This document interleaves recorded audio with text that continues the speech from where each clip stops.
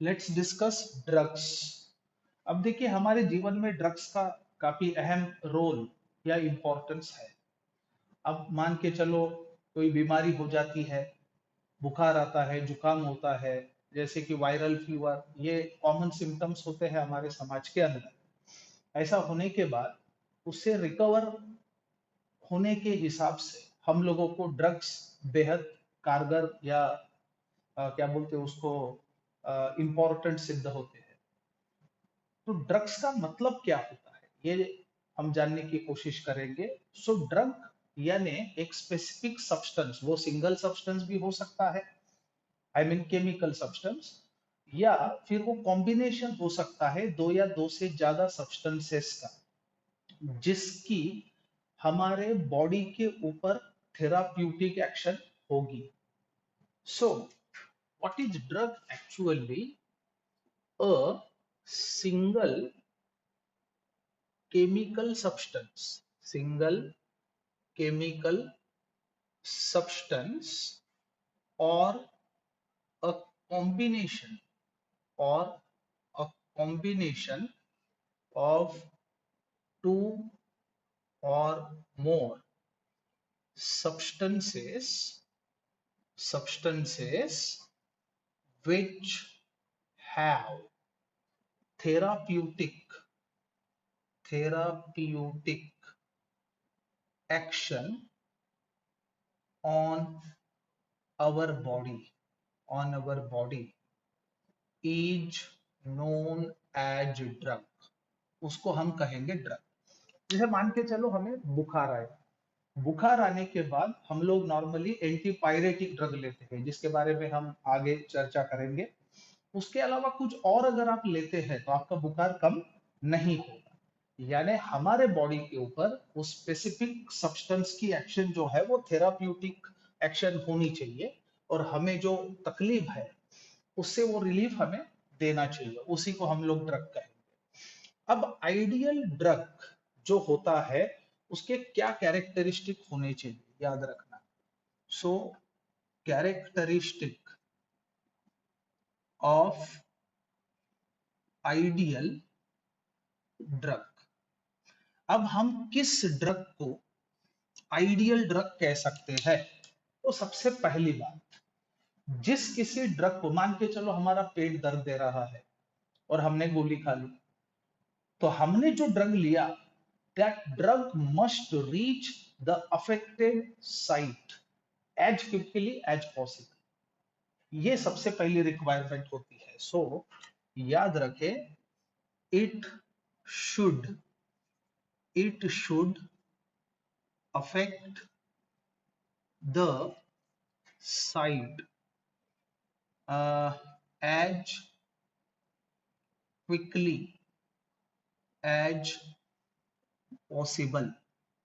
यानी जिस किसी हमारे एरिया में जो भी, जहां भी हमें तकलीफ है, उस एरिया तक के वो जल्द से जल्द पहुंचे। उसके बाद it should be effective and safe, याद रखें। So it should be safe and effective. उसके बाद जैसे मान के चलो हमारा हाथ दर्द दे रहा है, तो एक छोटे से डोज में हमारा काम बनना चाहिए। यानी आप जो ड्रग लोगे, that should be effective in smaller doses, ना कि 1 किलो आधा किलो ड्रग लेने की नौबत आए। तो स्मॉलर डोजेस में इफेक्टिव होना चाहिए, याद रखना। It should be effective in smaller doses, small doses में ये इफेक्टिव होना चाहिए। उसके बाद हम जिस किसी ड्रग को लेते हैं, that should be effective against at least one type of micro organism. यानी इन्फेक्टिव जो भी ऑर्गेनिज्म है, एटलीस्ट एक ऑर्गेनिज्म के अगेंस्ट वो इफेक्टिव रहे, याद रखे। So it should be effective against at least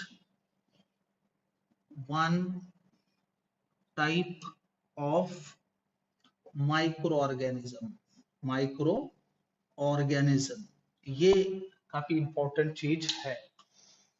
उसके बाद उसकी जो साइड इफेक्ट्स है वो कम से कम हो, याद रखना, ये काफी इंपॉर्टेंट चीज है।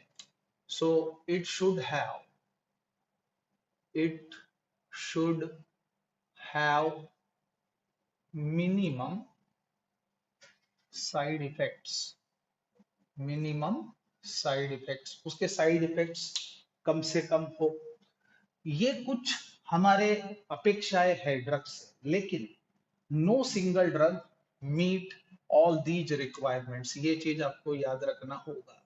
सो no drug can meet all these requirements, ये इंपॉर्टेंट चीज है। अब केमिकल सब्सटेंसेस का उपयोग करके हम लोग बीमारियां यानी डिसीजेस क्योर करने की कोशिश करते हैं, उस चीज को कीमोथेरेपी कहना चाहिए, याद रखना। सो कीमोथेरेपी ये क्या चीज है? कीमोथेरेपी का मतलब होता है यूज ऑफ केमिकल सब्सटेंस, याद रखना, use of chemical substance, use of chemical substance to destroy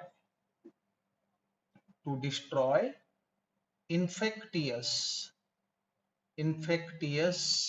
microorganism